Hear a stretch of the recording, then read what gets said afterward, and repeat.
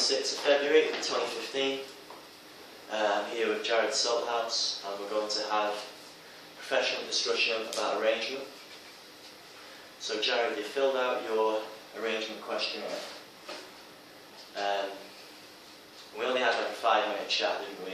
Less than that, it was like a 30-second chat about arrangement before I gave you the questionnaire, because I didn't want to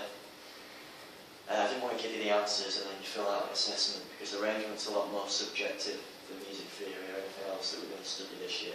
So there's no real right or wrong, there's only kind of accepted norms really. So the example I gave you was like an editor of a book will come in after the writers finish writing the book and then edit the book with a pair of fresh eyes. It's the same with an arranger. Sometimes an arranger and a songwriter will be the same person, so you might rearrange your own songs 6 months down the line, 2 years down the line. You might want 3 or 4 different arrangements of the same song for various different reasons. So we're going to have a quick look through at your answers now. I'll go into it in a little bit more depth, and also you've got some written feedback here that you've already read. Okay, so I know you've already answered it here, but just in your own words, what do you think, for the purposes of the camera, what do you think arrangement is? So a song is wrote down.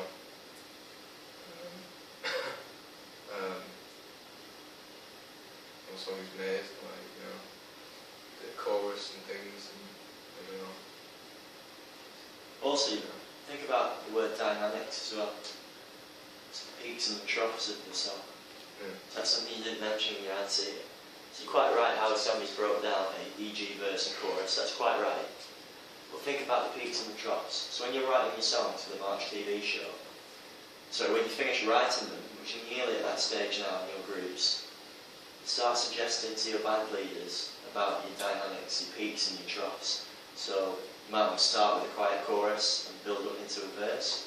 You might want to start with a really loud chorus and then drop down into a verse and build back up. You might want to start with a verse and build up into a ramp and build more up into a chorus.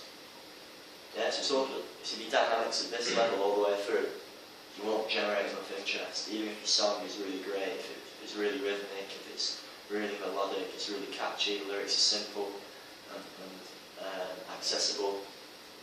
If it's not in the right order, it's not got enough peaks and troughs, people lose interest. Okay? So how do you think it differs from songwriting, arrangement, in your own words? It's the instrumental. So think about what I said about the editor of a book is like an arranger, whereas the writer of a book is like the songwriter. So how does arrangement differ from songwriting? So sorry, what? You write a song. Yeah. You've got lyrics, but you've still got to arrange how it works and things, and change it up and things. And that's why it's different in the arrangement. Yeah, that's pretty much it. Yeah. So where you are now with your bands for the March TV show, you've pretty much written your songs, haven't you? But now you need arranging. Yeah. So one of your tasks this week is to do an arrangement at home, isn't it? For Jen's band. Yeah. All 3 of you are going to do a separate arrangement each, you, Shaquille and Jen. And then you're going to bring that in, compare them all, and choose the best one, or make a hybrid of the 3. I think that was a really good idea. That was Shaquille's suggestion. So he's applying what we've done in this arrangement session to the March TV show, which is great. That's what we're here to do. We're here to apply the stuff we're learning to the real world. Like you were saying in your band outside of college, you're saying you're not paying as much attention as you'd like, and treating it more as a social gathering, and you're getting a bit annoyed about that. But if you bring in arrangement sheets, and you bring in tabs that you printed out from ultimateguitar.com, or you bring in songs on your pre-prepared on your iPad or your iPhone or whatever, they're going to respond to that more. Yeah. So you've got to take that first step, essentially. So you're quite right with what you said about rearrangement being by the original band, and a cover by a different band, but you can still do a rearrangement of someone else's song. So you're kind of on the right lines there. But you can still, like I could take one of your songs and rearrange it. Yeah, that wouldn't just be a cover. A cover, strictly speaking, would just be copying it. Yeah. So why might it be a good idea to have several different arrangements of the same song?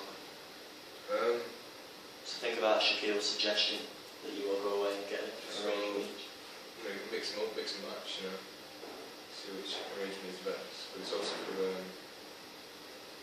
you know, being on stage, you know, reason and things. Just, you know, because one person might like one arrangement, the other doesn't like it, likes this one, so you know, mixing together would suit the band better. Think about live scenarios as well. Yeah. So think about having several different arrangements of the same song. Yeah. Because you don't know what kind of audience you're going to get at the venue, especially if it's a new venue. Yeah, so I mean, if you've got an audience that's a bit down and you can play something a bit more mellow, a mellow arrangement, maybe something a bit more upbeat that you've got. So. Good. So your chorus needs to come in by a minute, roughly, for a pop song. And your song length should be how long? 3 minutes. Yeah, roughly, yeah, good shot. Don't let that restrict it. If you write a 6-minute epic, brilliant. Yeah, break these rules sooner than stick to the rigidly, yeah. Ignore them, they're not rules. Yeah. So what makes a good chorus? You put a few things here that's right, but just off the top of your head, just reel off things that you think make a good chorus. Something's catchy, easy lyrics. So it gets stuck in your head, I guess. And what is a chorus compared to a verse? If all the verses are different, all the choruses are the same. Yeah. It's really obvious, isn't it? But we need to really identify these things. It'll really help us move forward as songwriters and arrangers. So what's the purpose of the verse then? So you put here to break down the song. Yeah. Essentially, yeah, but what else does it do? What the lyrics of a verse, what do they do in terms of helping the chorus? I guess they build it up. Yeah, good answer. I was looking for like set the scene or provide information. Build it up is quite right. That brings us on quite nicely to the last section here. So, have you heard of the term ramp? Well, a ramp is an Americanism that they use instead of bridge. And all it does is remind us to go up in dynamics to our chorus. So the ramp is a section in between your verse and your chorus that lifts us up to our chorus. Okay, now a good example of a ramp would be something that is similar to a verse in terms of it's giving us information, setting the scene. But a good ramp, you know that it's the ramp, you know that the chorus is about to drop, even if it's the first time you've heard the song. Okay?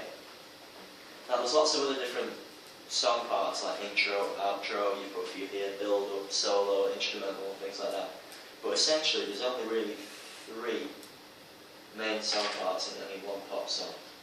Sometimes more, but generally speaking, you need 3 really catchy musical sections. It's like you're juggling. You need 3 catchy musical balls, if you will. Yeah, 2 is not enough to maintain interest. So one way of doing it is verse, ramp, chorus, verse, ramp, chorus, verse, ramp, chorus, or some variation of that.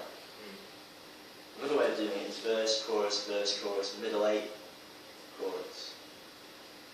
Do you know what middle 8 is in your own words? Think about it, it's cropped up once or twice. I've not actually sat you down and taught you, strictly speaking, what a middle 8 is, but it's cropped up once or twice in your rehearsals.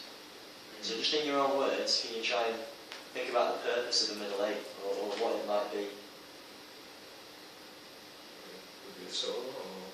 That's a good answer, yeah. Sometimes the middle 8 is just a solo. But in terms of a lyrical section, if it's going to have lyrics in it, if the choruses are all repeated, and the verses are all the same but with different lyrics, and the middle eight only occurs once, that means the middle eight has to be what? Compared to the rest of the song. It'll be different. Exactly, yeah. Hang on. So one really cheesy example is that, let's say you've got a song and your verse is, you meet a beautiful girl in the park, chorus, you love it. Yeah, dead simple. Second verse, you take it to the cinema, chorus, you love it. Third verse, you take her an ice cream, whatever, chorus, you love it. Yeah, so the verses contain all the information, your chorus just sums up nice and simple. The middle eight comes in, goes to the minor chord, you see it sort of holding hands with someone else in town, chorus, you love it. So suddenly, because that middle eight has come in, changed it round, and used chords to support that change in lyrics, when you go back to that final chorus, suddenly that last chorus has got a different perspective on. Okay. Are you with me? So that's a poor example of a really good middle eight. Yeah. Yeah. So it's kind of the change of a song. Exactly, yeah. So a really, really good middle eight will give that last chorus a different perspective. Not always, that's just an example. Quite rightly, like you said, the middle eight could just be a chorus, especially in forms of rock and metal. Sorry, not chorus, an instrumental or a solo. Especially in forms of rock and metal, it'll just be a solo for the middle eight, and that'll serve that function roughly 2/3 of the way through. Nice change section, just to give us enough variation to get back to a nice double chorus at the end. But maybe the last sort of 30 seconds to a minute of a song, do whatever you want with it. Be creative. Keep your arrangements nice and simple, like verse, ramp, chorus, verse, ramp, chorus. Then you might want to go instrumental, ramp, double chorus. Or you might want to go quiet verse with no words in it, chorus. Blink-182 do that loads. Do like a quiet instrumental build-up for the middle eight and then back into the chorus. Hopefully you'll be able to spot that now I've said it, because I know I've heard you play a few Blink-182 tracks. They're most famous for it. Verse, chorus, quiet middle eight, build-up with no words in it, back to the chorus.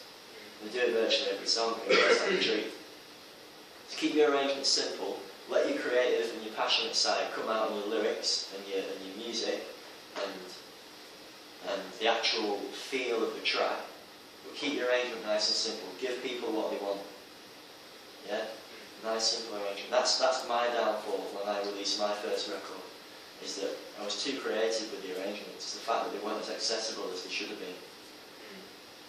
Yeah, so my lyrics were all, poetically crafted and all that stuff. My music was hopefully quite well thought out and quite well arranged in terms of where the instruments sat, because there was like a 10-piece band with it. But then the arrangements were too musical. You could tell a music student had written that at uni. Yeah, because the arrangement was too much. It wasn't just verse, round, chorus, verse, round, chorus. So all my newer songs, I've kept the arrangements deliberately simple. So people know what they're going to get. They know when that chorus is about to drop, so you can feel it coming. Yeah? And it's not about being commercial, it's about being accessible. Yeah, when you're writing pop songs. Yeah. You understand where I'm going with this? Hopefully you'll see these patterns now. Verse, ramp, chorus, verse, ramp, chorus, verse, chorus, middle eight, chorus. Yeah? So that last third of your track, after the middle eight, or after the 3 or 4 runs through the verse, ramp, chorus, that's when you can be a bit creative and put in a double chorus or go to a quiet chorus, then a full chorus, stuff like that. Your first 2/3, keep it simple. Yeah? Any questions or comments? You think you'll be able to start spotting these patterns now as well in popular music? You probably already know what I'm talking about, don't you? You've probably heard it loads and loads of times, even if you don't fully consciously realise it. Words to it. Exactly, yeah, that's exactly what we're doing, yeah. It's just putting words to something we all know. Everybody in this centre, from the bosses right down to the other students that aren't music students, they all know this stuff. But we know it in English, we know it in words that we can fully identify. Bridge, ramp, whatever you want to call it, verse, chorus, middle eight, guitar solo. Yeah? And now we've started identifying chord progressions by ear as well, which is a real skill. Everybody else already knows it. They already know 1, 4, 5. It's already written. It's already written for them, they already know it. They just don't know they know it. So that's a really good comment. Well done. Any other final things you want to say? You quite happy, yeah? Excellent. Well done, Jarad.